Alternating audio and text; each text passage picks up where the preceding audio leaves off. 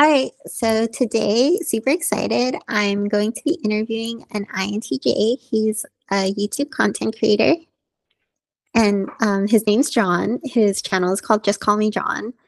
And yeah, super. Would you like to say anything? I'm sorry about awkward. I could take this part out.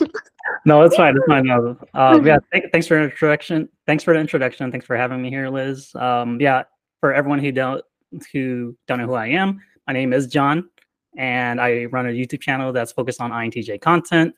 But I dabble into different MBTI types from time to time, and yeah, I make videos about what I know, and what I don't know, I try to avoid. But the purpose of my channel has always been to elevate and grow past the stereotype that MBTI community tend to focus on. Yeah, thanks for having me on your channel, Liz.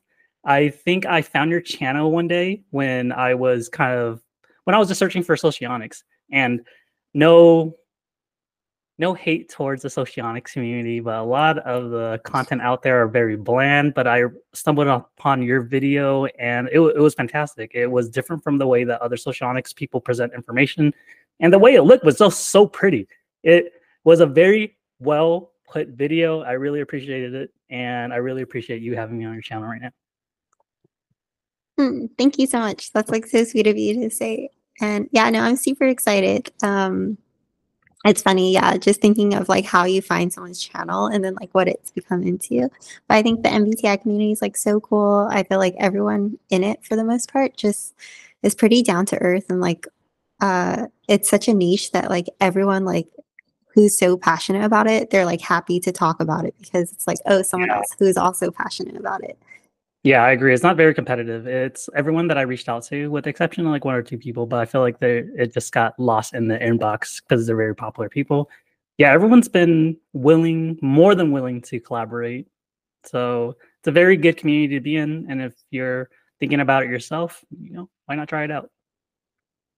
Which is a perfect transition into our topics today. So I'll start with the first question, and it's about content creation.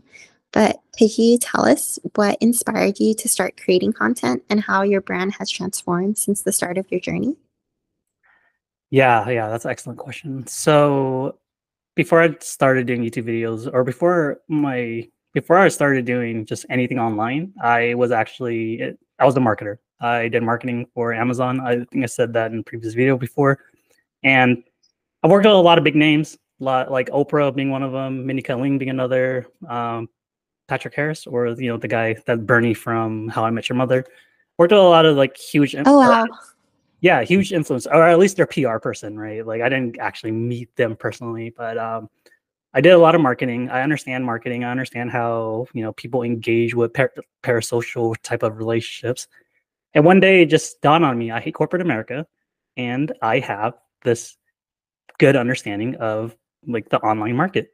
So I decided that, okay, hey, maybe I'm going to try out YouTube to see whether it's going to work or not. And I'm an INTJ. I don't like the spotlight. So the initial thing that I tried was street interviews because I lived in New York. I lived in Manhattan at that time. So I went to the park. I had bought a microphone and everything and just went up to random people and asked them certain questions. And it was fun. By having inferior extroverted sensing, I couldn't do that every day. There was no way. Like, I couldn't Yeah, do that every day. I couldn't do that once a week, like just once a week, just it's like thinking about it. draining. Exactly. It took so much out of me just thinking about it, just anticipating it. In addition to also having to finagle with all the equipment while recording. So it's not just engaging with people, it's everything that comes with it. And during that time too, I was like, I'm a huge nerd when it comes down to personalities. I learned about Big Five, Enneagram, Myers-Briggs, and all the different typing system. And I've always wanted to make a video. I remember, I think it was pre-COVID. It was definitely pre-COVID. It was me and my ENTJ friend, and we used to watch some of the Type Talk videos that Joyce Meng puts out. And the ENTJ was like, "Hey, you sound very passionate about this. You should probably make a video." So then the stars kind of just align. Here I am without a job. I should probably start marketing myself. And one of the first videos I made was about Myers-Briggs, and I realized that I actually enjoyed it. So because I enjoyed it, I started putting out more content. But the way that I wanted to approach kind of building my brand or building the community that is my channel was that I didn't want to be like other INTJ content creators. We already have the greats out there. You know, like all of our heads must bow to Azera Psych, right? He's the most well-known US INTJ content creator, like for the men. And then, you know, like Lindsay from Lijo as the like INTJ female content creator. But I didn't want to approach it the same way that they did.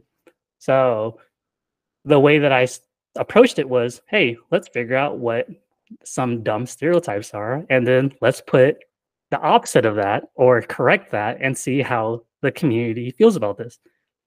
And you know, like first video out there, no one watched it. Second video out there, no one watched it. During that time frame too, you know, like I was also testing different things, testing different thumbnails, testing like the content in my videos, copy, and there's even a video where I tried portraying different people in a video, kind of similar to like Long Beach Griffey. I don't know if you guys watch him, but he's a great content creator. And yeah, I realized that there are certain things that I am great at. There are certain things that definitely needs improvement or that I suck at. And there are definitely things that I don't enjoy doing. And acting was one of them. So I decided that, hey, I can't do skit videos. But what am I great at? And what I'm great at is actually just condensing information in a very digestible format and then presenting it to people as if I'm presenting it to my friends. So my channel didn't really change over time. It kind of just evolved. And the evolution of my channel wasn't necessarily about anything that or any process that I use in order to make the videos. It was internal. It was definitely internal. I became more confident talking on camera. I became more confident expressing my viewpoint on certain topics, and I, you know, just became more comfortable. Like develop that skill. And yeah, I feel like once you get into content creation, you just learn, like it's like, dang, there's like so many things to learn. Like how you said, like Yeah. copywriting, and then there's video editing, thumbnails, like Mhm. titles, just like it's a forever learning journey. Yeah, yeah, exactly. I'm at that point where YouTube is now like my hobby again. So if if you guys see any of my newer videos, I don't even care about my thumbnails anymore. I actually just whatever the default thumbnail they give me, like that's it. Like that's it. I don't really care to like I want my community to grow, but I'm at that point where I believe in my content so much that if a person sees my video and they arrive to my channel, like regardless of what my thumbnail is, they're going to stay because I have something to say that's going to be valuable to them, and they're going to see the value in it. I don't know if that makes sense or not. No, completely. I saw a statistic this morning published on like Twitter by Neil Patel, and it was something along the lines of lo-fi content Mhm. has like more engagement.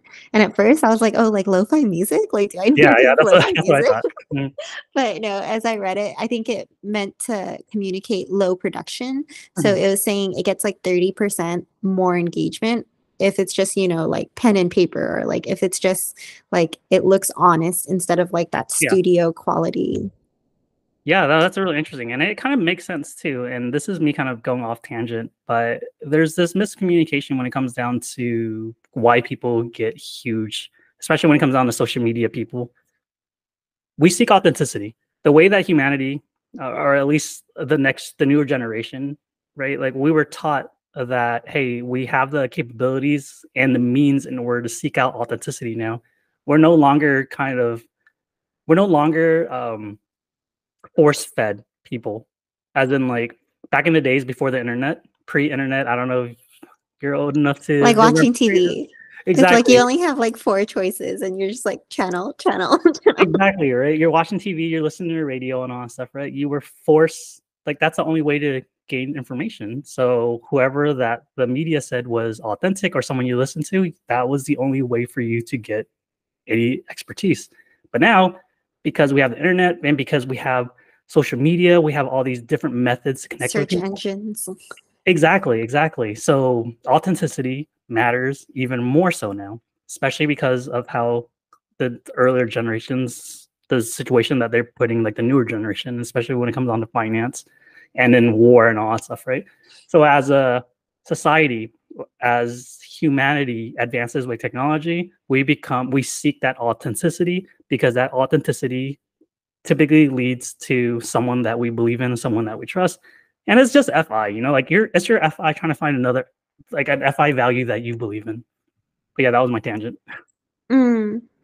All right, it's like, yeah, like looking for your tribe, because it's like the world of people is so vast that it's just like, how do you pinpoint where to actually give your attention to? Exactly. Yeah, that. And also whether you can trust that person. It's now content creation, or at least new people who are trying to get big. It takes time. It takes time for people to start trusting you. It takes time for people to listen to you and actually listen to you, and not just listen to what you have to say.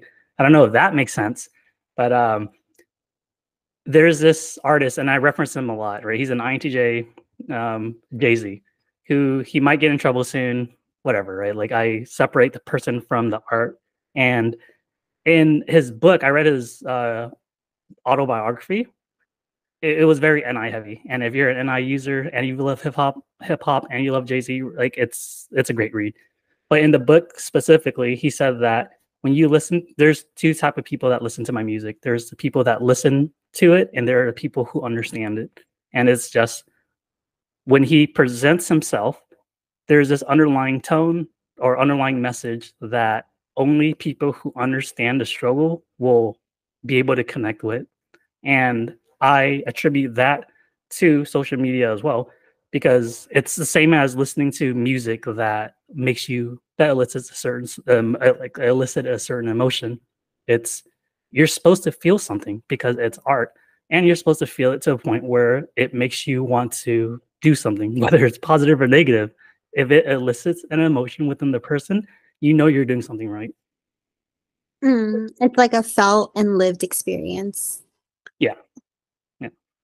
What is your process as a content creator? Wait, before we continue, like process as in like inception to end the video. Like if you were to TE explain this to somebody of like, hey, this is step by step what you need to do. Gotcha. Okay. Um, yeah. So my process when it comes down to be a content creator is I don't believe that, or it's not necessarily I don't believe, but I'm a firm believer that the videos that you create, you should also be a person that enjoys it as well. So the videos and the categories, or at least what I talk about in my videos, they're videos that I believe that younger John would have searched or benefited from those type of videos. And the categories, or at least the topics that I talk about, they can come from anything. It's really last time, like one of the videos, I can't remember exactly what video it was, but I was on the subway and I just overheard someone talking, and they said something that just kind of grinded my gears. And I just started writing. I was like, all right, this is the next topic. I think this is dumb. This is something that, like the community can learn from in a very, or at least become better at. So the topics, it usually is generated by just real life events. I don't sit down and try to think about something, because when I try to force it, it doesn't feel authentic. And as an INTJ, being authentic is one of my core values. Um, so yeah, once I come up with an idea, it's writing and revision, revision, revision. I'm not sure how easy it is for other types to write, because I was talking to an ISTJ not too long ago, and she told me that she doesn't write rough drafts. What she writes is her final edit. Like, she doesn't she doesn't revise as much as I do, and all I ever do is revise my writing. So I write a topic, try to figure out not necessarily what I'm talking about, but just whatever's on my mind. I think the worst thing that you could do, as like when you're trying to be creative, is trying to figure out where you're going instead of just going somewhere, right? Like, there are times where whenever I'm writing about a topic, let's say how to attract an INTJ, right? Like, that's a very popular topic. I would start writing about how to attract an INTJ, and I would get to a point where I realized that I'm a little off topic. But if I kept writing it, that's a different topic that I can revisit at a different time. Mhm. So I wouldn't finish my thought of the How to Attract an INTJ per se in one sitting, but I could always come back to it. Yeah. So when it comes down to writing, it's just let your mind go free, write down exactly what you want to write down. Most of the time, it's not going to lead anywhere. Most of the time, it's just random thoughts that you're like, oh, okay, that was kind of dumb. But a lot of the times, there's something there. You know, like it could just be one word or it could just be like one sentence. And then that sentence or that word is going to trigger something in you. I'm like, oh, actually, that's something I really want to talk about. As an NI Dom, I think a lot. I am gonna say this. I think that a lot of the things I think about is very stupid. Not necessarily like stupid as in like IQ level. It's just like, why am I thinking about this? You know, like what's the application of this? But yeah, that's a writing process. It's figure out exactly what you want to just start writing, whatever it's on your mind, and it will eventually get you somewhere. That kind of goes back to like just motivation. Most people believe that motivation, or at least being creative, is you have to be inspired, and then once you're inspired, then you start creating. Is actually the opposite, or the opposite is even more effective. Once you start putting yourself in positions to be creative, which is like for me, is being receptive to just the sensory world or whatever's happening around me, then I get inspired. Then I start creating like my videos. But yeah, there's a lot of writing. There's a lot of revision. There's a lot of editing. When it comes on to recording, I just use my phone. So if you're an aspiring content creator, just use your phone.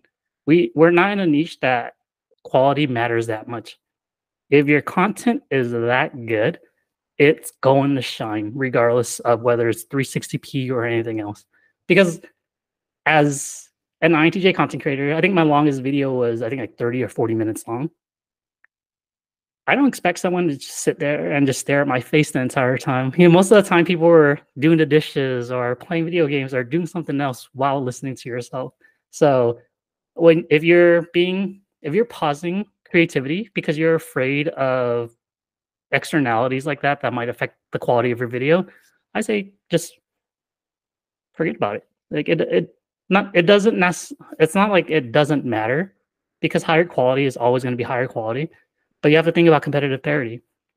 Our parity right now, competitive parity, as in like PARITY, competitive parity is how you look compared to your competitors. And our competitors in the MBTI community are people who record with phones. So you're not gonna you're not doing anything wrong. You're actually doing like the basics. You're actually like competitive because you're using your phone. Anyways, writing the topics down, figuring out whether I actually believe in it or not. I have a list, or I have a bunch of scripts that I'm probably never gonna make videos on just because I don't believe in that topic enough. But there are times where I know that I can grab something from this topic and insert it here and then make it flow a certain way. So once I figure out the topic by just writing everything down and figuring out what it actually means, the next thing is I figure out the tone. Every video has to have a tone. Like, you're an SE user, I'm an SE user. I want to be performative whenever I put out a video. I want people to feel a certain thing, feel a certain way, or I want them to get something out of it. If they don't enjoy a video, the last thing, if they don't enjoy a video, I want them to at least be like, well, you know, at least he has a personality. You know, like that's very important to me, to be entertaining, because we're talking about a relatively dull topic. Myers-Briggs, or at least psychology, is relatively boring compared to, like, let's say like WWE wrestling or watching like a football game or something. We're not entertaining. How do we make it more entertaining? And that's something that I try to make, like, my videos a little more entertaining. So the tone really matters. And then once I figure out what tone I want to represent in that video, then I figure out what can I use in order to set that tone. So I put out a video not too long ago about like my dating history, and honestly, people were like, "Oh, I'm sorry, John." For me, it's like, that's just the surface of my FI. I'm okay, guys. Like, don't worry about me. I am okay. But the tone was like, originally when I wrote the script, it had a more upbeat, comedic approach to it. I'm like, oh, okay, you know, like, oh, this happened, blah. Well, this happened, blah. And then I started thinking about it. I'm like, that doesn't make sense. You know, like, if I'm talking about a breakup, the people that are going to be watching this video, they're probably going through a breakup, or they went through a breakup and then they're finally at a better place. So why am I making a mockery out of real human emotions. So then, that's when I figured out, okay, the tone has to match the topic. So I have to be a little more real. I have to be a little more kind to myself because most people don't understand this. When you start creating content online where people are ingesting whatever you're saying and you actually start building a following, you're not a nobody anymore. You actually have a responsibility at this point. I forgot who said this, but they said that when you're putting content out for viewing, it's similar to you being a journalist. Like people are legitimately listening to you, and they're taking whatever you say at face value. So the tone matters. The way that you present the information matters as well. And as a TE user, I try to figure out the easiest way to do anything. And I realized that the easiest is just using memes. Just about if I say something and there's a meme that can express what I'm saying, I'm putting it right there. And it's so funny because uh, the videos that do really well has a lot less edits. Like people that are talking about something that's very engaging, there's not really like they don't really have much camera tricks, or at least in the MBTI community. If you're talking about Mr. Beast, then it's like every 3 seconds it changes, it changes, it changes. But for the MBTI community, it's just a static view of that person just talking the entire time. And it makes sense because we're talking about something that's very personal. We're talking about something that is people are going to use for self-improvement. Yeah, It's so like all reflective. It's all internal. exactly. So the tone really matters. And then after I figure out the tone, then it's figuring out the background. It's just the background is the most difficult part for me. It's like, okay, what background is going to match the tone of this video, which is also going to No, I match. see in some you have the lights. I'm like, oh, that like I always see the lights in some people's videos, but it really Yeah, like ups the ambiance of like the it video. does. Like it's And then the fact of the color you choose. exactly. Like I love your background. Like all that natural lighting and then like the Mm. greenery of it. It's like I don't have that, or at least most of most of the day the sun's staring through my window, so I have to worry about having too much light. And yeah, I just want my videos to look pretty. I'm not the best at it. I'm definitely not the best at it, but I just want it to look pretty. I want it to look just aesthetically appealing. So if someone says, "Oh, well, he doesn't know what he's talking about," they'll at least compliment me on my attitude. And if they don't compliment my attitude, they'll at least compliment me on, like just whatever the background is. It's a It's performance. the whole package though. Exactly. It's like Exactly. by not focusing on one thing, it like lets everything be like its own message. hmm And even the absence of having specific backgrounds, it says so much about that person. It says so much about that person. It's I have a friend who he's a director of business development, and so one of the things that he told me when it comes down to sales is that whenever he does a phone call, he doesn't put a fake background because he has a cat tower behind him. Just having that cat tower makes him feel a lot more human. And it makes him feel a lot more, or it makes the people that's watching him or the people that he's talking to, his clients, feel more connected to him. Like, oh, that person has a cat tower. He's just a normal person instead of, oh, there's this person who's trying to sell me something. It's very interesting the psychology behind it. Oh, that's interesting. Yeah, it's very interesting the psychology behind it. I attribute most of that to extrovert sensing and introvert feeling, but that's another rabbit hole. But to tie the whole process, creative process is you write something, you figure out what you really want to talk about. Well, I write something and I figure out what I really want to talk about. I figure out the tone. I figure out the best representation or the best way to present the information. And lastly, it's just editing. Editing does magic. I I would not be a YouTuber if I couldn't edit my videos. There's no way. Yeah. Like to outsource it. I feel like I always see advice of like if you don't enjoy editing, outsource it. And I feel like it's not that it's not enjoyable, but it's definitely time consuming. Yeah. It's actually I enjoy it just as much as I enjoy it more than recording, to be honest. Yeah, I guess it's like the storytelling component or like actually like getting to refine it. And maybe also because how you said in your process you enjoy like that revision. It's like I remember in high school there was a course, an English course I took online, and then it was like be a ruthless writer. Oh no, no, no. Be like an endless writer, like write freely and then be a ruthless editor. Yep. So it was like something along the lines of like, only use like 25% of your best, but Mhm. like freely get to that process. Yeah. Yeah, I completely agree with that. My high school English teacher, she beat that into me. Oh She was wow. Yeah, it was revision, and then academically, I didn't never really care about my grades, but at one point in my life, I was like, "Hey, maybe I should go to college." And once that hit, it was okay. Every paper has to be like I have to get an A in every class, and I did. I went from like I think a 1.7 student to like a 3.8, 3.9 student. Oh my Uh, God, that's crazy. yeah, I mean, all I had to do was apply myself. Yeah, yeah. But I'm sorry if I upset anyone, but school is so easy. It's like, Yeah. yeah, school is so easy. At least like K through like college 12. Yeah, or high yeah. school. Yeah, high school. Yeah, Yeah, yeah, college, yeah. that's when there's a little bit more to that. But That's where you need habits or like good study habits. exactly, exactly. Like reading a chapter every night for like 3 or 4 classes. But anyways, yeah, she beat that into me. She was just like, no, like because you said this, now this portion doesn't make sense anymore. I'm like, wait, I just removed one sentence. How does it not flow anymore? She's like, it doesn't flow anymore. So then I had to revise it. And then she did it again. She was like, okay, now that you changed that sentence into this, now this paragraph doesn't make sense anymore. Like she instilled in me that, hey, like every tiny edit that you do affects The whatever comes entire afterward. experience for the reader. Exactly. And like she was a TE user. It was pretty obvious now looking back at it. And I'm a TE user too. So for me, I was trying to figure out the most efficient way to get an A.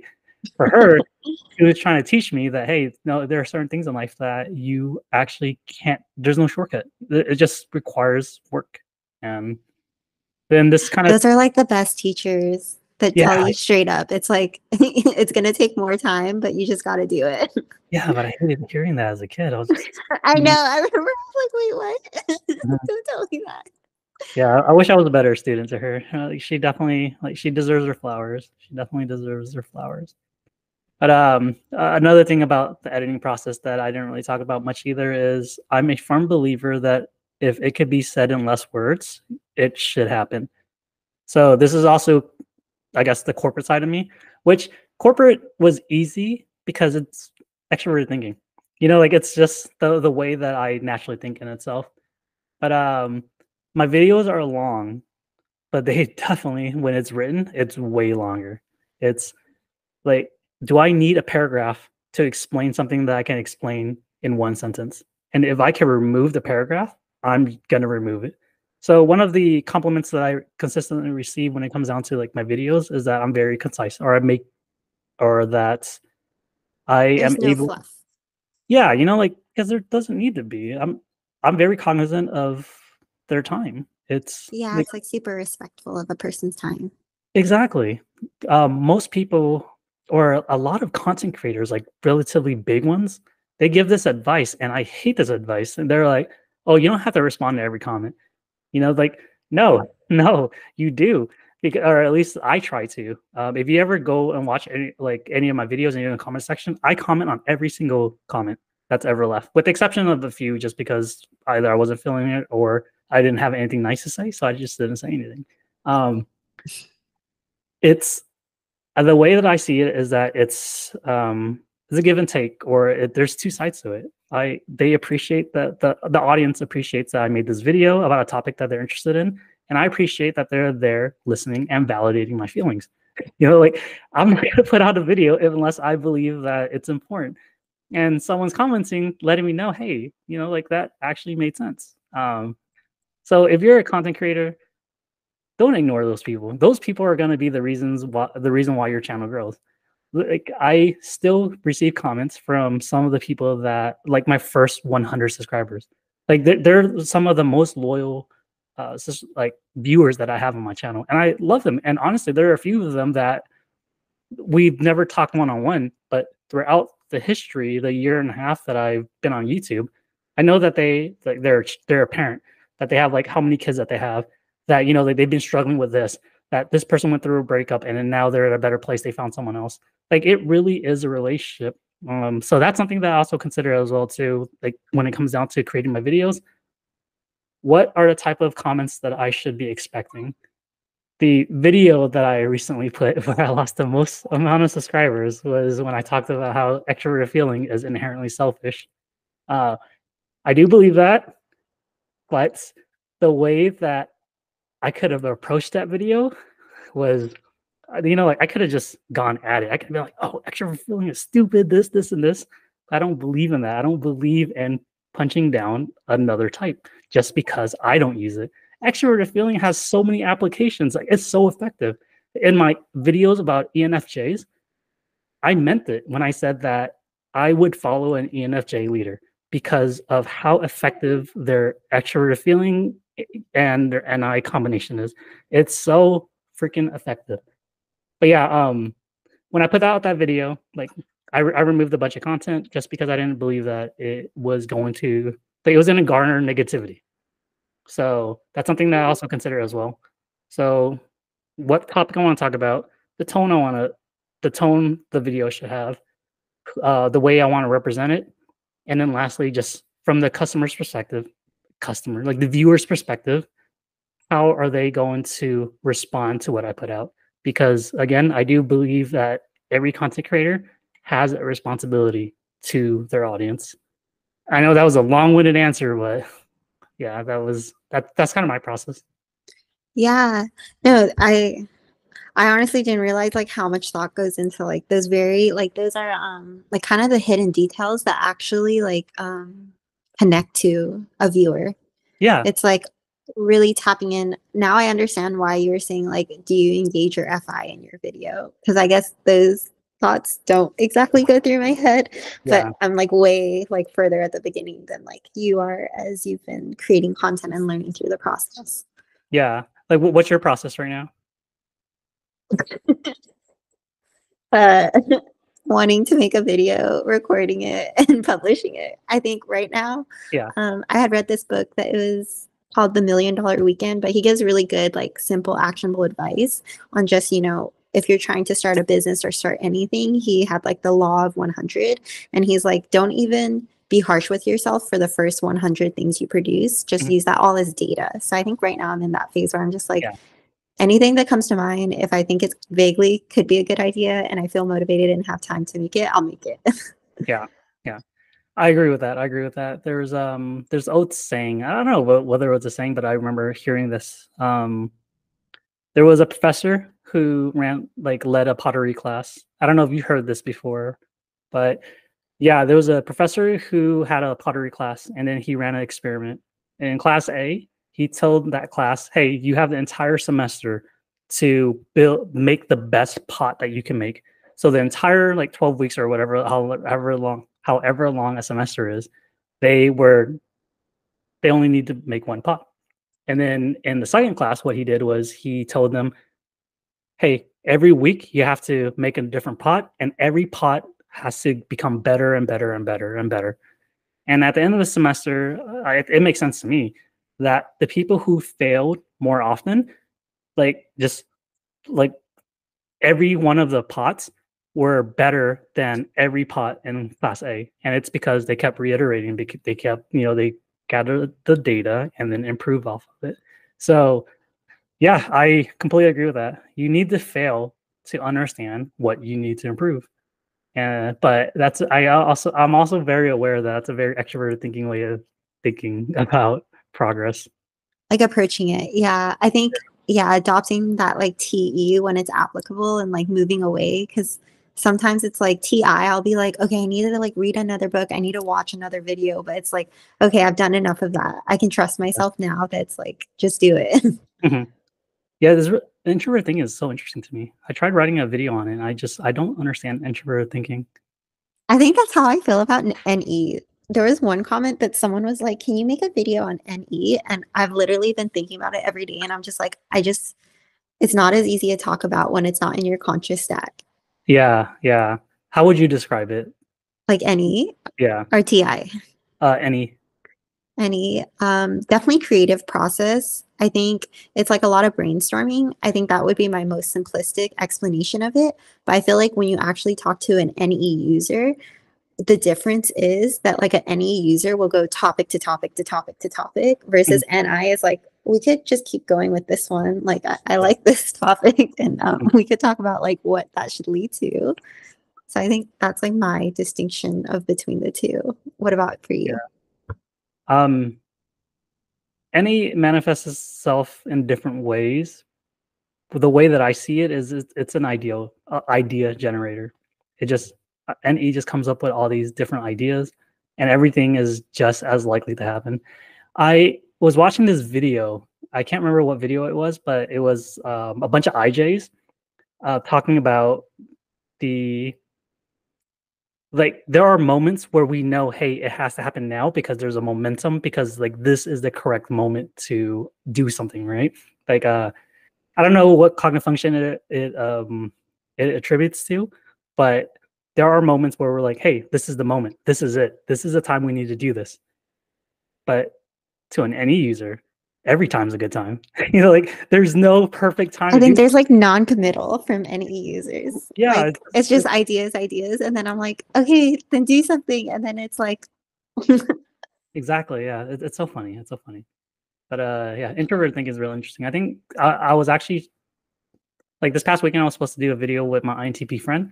She's a resident on my channel. We've done a video every year so far, so we still need to oh do wow, like another video. But like the way that I was thinking about it was I also hang out with a few people from the MBTI New York community. What I was planning on doing was just putting a bunch of us together and talking about the topic. And the moment someone starts engaging with a cognitive function heavier than usual, we would hold up a sign like, oh, any, all right, oh TI. that'd be so fun. Yeah, yeah. So it gives it a more human way to recognize when you're engaging with a certain function. Because for me, I could talk about I use NI. I noticed in hindsight how much NI I was using in this video. Where if I were to talk to my ENTP friend or ESFJ friend, they would be like, "Yo, yo, yo, like take a step back. That doesn't make sense. That doesn't make sense." Like yeah. That's the way I see cognitive functions. Yeah, cognitive functions are so fun to just think about, but quite the journey to like really understand and grasp, especially the ones that are like unconscious to us Yeah. or like not preferred.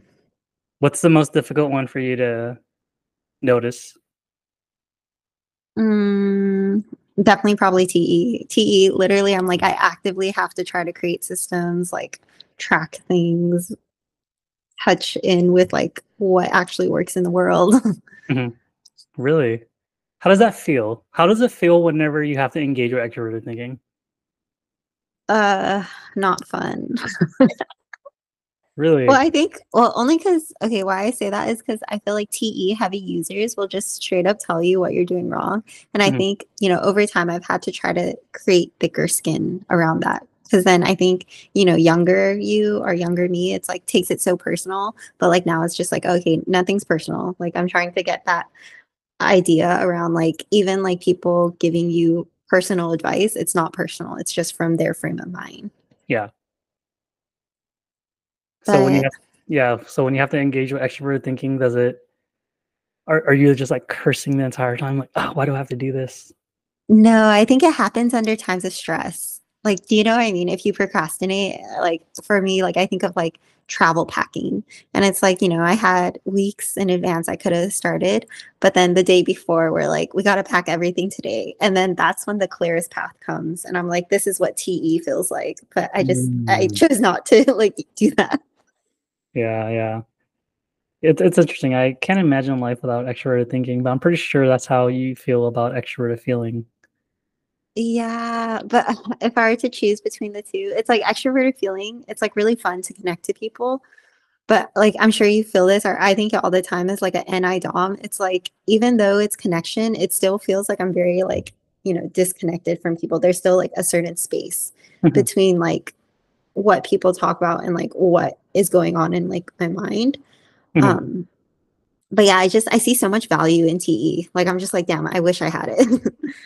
Yeah. That's kinda how I feel about extroverted feeling too. Not from the productivity side, because productivity side, nothing beats extroverted thinking. Um, I mean, introverted sensing comes close, but extroverted thinking is the powerhouse of productivity. But when it comes down to the other side of this, the whole human side of being a person, it it really does. Like, I do question myself, like, man, I wish I could do that. I wish I could just go into a room and make everyone love me. I wish I could just, like, just be around people and make them feel like they are the happiest person. You know, my INTP friend told me that she admired her ENFJ friend so much because the way that her ENFJ friend would like approach people was the ENFJ would make that person feel like the happiest person in the world because like just when they see each other like, oh my god, you're here, making that person feel so happy. It's like I And see it's that. like from a genuine place. Yeah, Like it's not exactly. like they're trying. Yeah, it's amazing. It's extrovert feeling is amazing when it comes down to like social interaction. um Extrovert thinking sucks too. There's definitely downfalls, like downsides to it. But yeah, it's rough. It's rough knowing that we're going to offend people. Like it's no, like like And it have, just can't be helped. I feel like TE users, they're like, I must say it. Like I can't yeah, not say it. like it doesn't make sense not to say it because if okay, so the counterintuitiveness is if we don't say it, then we don't love you. We don't care about you unless we legitimately try to correct you. It's It, like the idea of discipline, like disciplining a child, but like mhm, in the terms of like teaching. It's like if exactly. I don't teach you this, like you're gonna go out in the world and the world won't be as forgiving. Hmm. Yeah, extrovert thinking is very interesting that way. But then having introverted intuition makes it a little easier once you start understanding the system and how people engage with each other. Like, I don't know how. All right, I don't know if you're gonna leave this in the video, but INFJs are relatively. You guys are relatively manipulative. I've definitely seen INFJs But influence the group or people into doing something that they want them to do. it's like very like behind the scenes though. It's never like, for bad intent. Mhm. It's like, come on everyone, this is probably a better idea. Like Yeah, trying yeah. to just like Manipulation has like a negative connotation to it, but I don't think all yeah. manipulation is negative, especially if it's for the betterment of that person. Yeah, like I've definitely seen INFJs do that, and it's always super funny to me because when INFJ does that, especially when it's a group, we would just make eye contact. Like I would look at my friend, I'm like, I know what you're doing, dude. And like he or she would just laugh, like, ah, and then like, all right, man, I'm just gonna let it happen because I know you as a person, and I know that what you're doing, you believe that it's the best for the group. So who am I to say that you're wrong? Mm. It's like yeah, with good intent. Yeah, as long as the intent's good, no one's getting hurt. I'm curious to see what happens. Okay, so because of low battery, super sorry on my part, but this is our last question for this interview. It's what niches do you think an INTJ content creator would excel in? I think an INTJ content creator would excel in any niche that's part of their FI value. As an INTJ, when we feel very strongly about something, especially when it has to do with something of your value, you're you don't know this, but you're an expert. And as an INTJ, if you're very like once you start getting connected with your extroverted feeling, of extroverted sensing, and your introverted feeling, when you talk, people listen. People will listen to you. And the perspective that you bring as an INTJ, that's something that people are going to attach themselves to. So when it comes down to being an INTJ, talk about what you love. You are not going to, we're blind to extroverted feeling and we have low extroverted sensing. We can't fake feeling like we enjoy talking about something. People are going to sense it. It's going to be super obvious. So what you should definitely focus on is exactly what you believe that you should be focusing on, whether it's gaming, whether it's like cosmetology, whether it's botany, whether it's like a shipbuilding or anything. If you're think of it this way, if you're interested in it and there's what 7 billion people in the world, I'm pretty sure you're going to meet someone or at least a community that's interested in it as well. So if you're an INTJ thinking about some type of niche, do what feels right. Like whatever you're most interested in. And yeah, I think you make a really good point that it's like when INTJs talk, other people just know that they know what they're talking about. Like Yeah. it's the sense because it's like they're not going to say something just for the sake of not having silence. Hmm. And then the other part of that too is just introvert feeling shows. People feel connected through introverted feeling. Like when an INTJ is passionately talking about something, and then it's the only reason why I notice this is because my INFP friends always call me out on this. They're like, there he goes again. I'm going on my FI rants about an NI topic or about a TE topic. And it's engaging because of how much emotion is involved in it. INTJs, once you start being comfortable around people, you are technically, or I wouldn't say you're technically, but if you're really, when you start speaking your mind and start figuring out how to condense what you're thinking into actual words, you're a public speaker. You're so good at public speaking. It's when you speak, people will listen because of the insight that you bring, the TE data that you've already considered, in addition to just how passionate you are when you're talking about that topic. People will listen to you in regard of whatever you want to talk about. Just figure out a niche that you're into and follow your heart. That was so cheesy. So cheesy.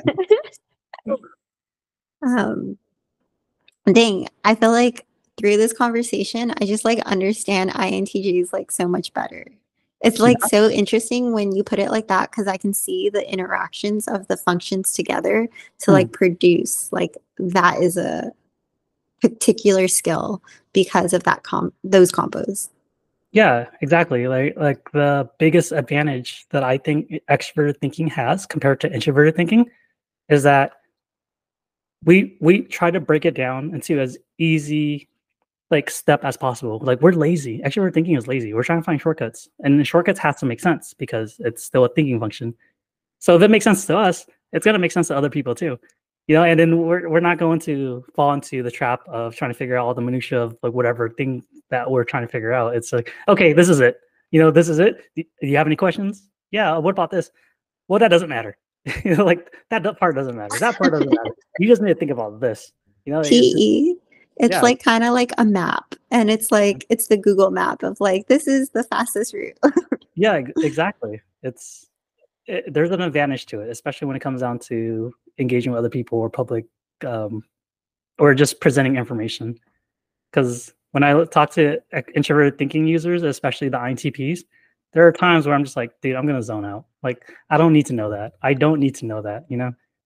Like Yeah, they're like down to talk about just for the sake of exploring it, which is like fun. But yeah, when you're not in the mood, you're just like, oh, okay. yeah. And then I used to work in tech. And I was around a bunch of like software developers, and a lot of them were TI DOMs, like ISTPs and INTPs. And there are times where